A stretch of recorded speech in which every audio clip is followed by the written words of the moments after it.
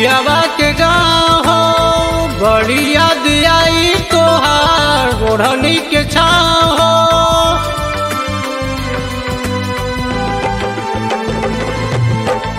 कह के बियाह जैबू पियावा के गाँव हो, बड़ी याद आई तोहार ओढ़नी के छाँव हो। कैसे भूला के चल जैबू पहिला तू प्यार के, अब माने पड़ी ये जान हो साथी शराब के। अब माने पड़ी ये जान हो साथी शराब के।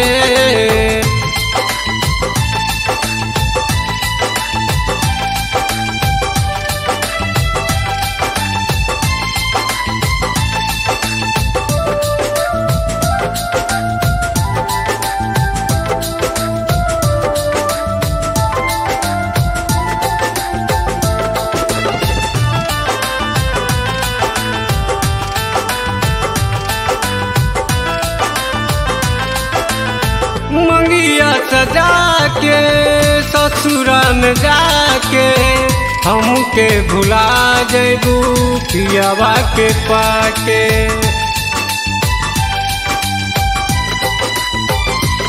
ओ मंगिया सजा के ससुरा में जाके हमके भुला जैबू पियावा के पाके।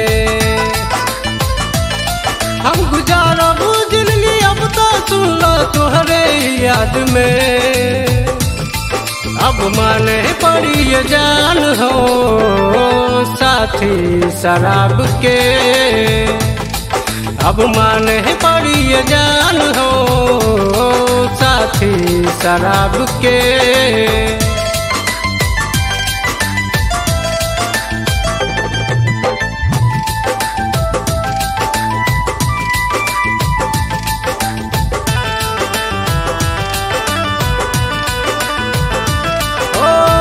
तोहरी जुदाई हमसे न सहाई, तोहरा बिना ये हो जा पागल हो जाई।